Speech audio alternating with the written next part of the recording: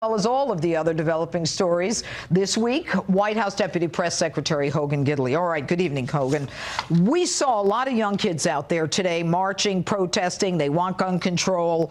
What does the president think of all this, and what is this administration going to do? Well, first of all, it's a school safety march is what we were told, right? Not a gun control march. But well, I guess it's called March for Our Lives. Right, absolutely. I saw some of the signage out there. I looked on Twitter. I was around some of the protesters. I saw their signs. Clearly a gun control march, not a school safety march. That being said, the president obviously respects the First Amendment, but he also respects the Second.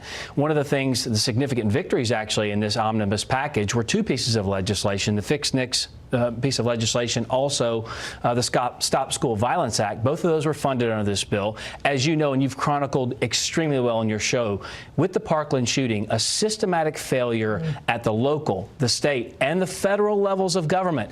These two pieces of legislation in the omnibus work to shore up some of the problems because there is no conversation, no communication between the local level and the federal level as it relates to background checks. These close these loopholes and hopefully will prevent people from ever getting a firearm who don't need to have a firearm again. Okay. Now, the president, as I just said in my open, signed a $1.3 trillion spending bill after threatening to veto it. And he was very clear. He said, I will never sign a bill like this again. He even threatened to veto it. He didn't want to sign it, so why did he? Well, he signed it because it fulfills one of the campaign promises he made while on the campaign trail, which, as you know, was to rebuild the military. You articulated it beautifully in the open, which was Barack Obama dismantled what we had as far as protection in this country. The number one job of the federal government is to protect the American people. They weren't building new equipment under Barack Obama. They were rebuilding and fixing old, broken down equipment. This bill goes to rebuild our military. It actually gives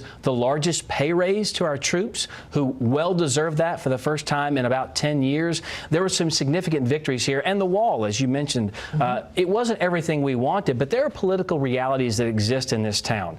We have to have 60 votes to pass a funding bill in the Senate. The Republicans don't have that. The president looked at it and said, I want to rebuild the military. The Democrats said, fine, you rebuild the military. We're going to hold the military hostage.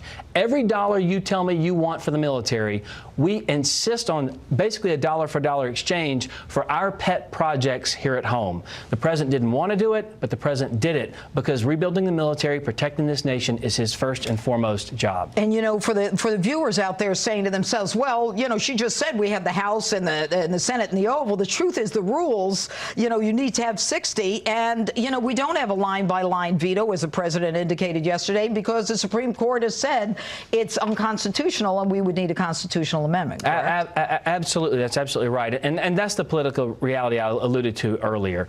You can't just come in and govern by fiat. You've got to get things accomplished. And the problem is when you have Democrats in the Senate who used to be for border control, they used to be for security, they used to be for the military, used to be for tax cuts and jobs, used to be for manufacturing, and for whatever reason, they've turned away from that. Look, you talked about the wall earlier. I just talked about it now. The fact of the matter is, this problem with immigration has gotten worse since the Democrats used to be for it. The only thing that's changed in the last 10 years with immigration and border security is the problem's worse and Donald Trump's in the White House, which tells me it's purely political for them. They didn't want DACA at all. Right. You saw what the president... It's amazing. You couldn't believe what the president offered them on the table. Three times what Obama wanted. Right, and they still didn't want it. It shows they want it as a political football. They're playing politics with people's lives. It's grotesque. All right. Hogan Gidley, thanks so much for being with us tonight.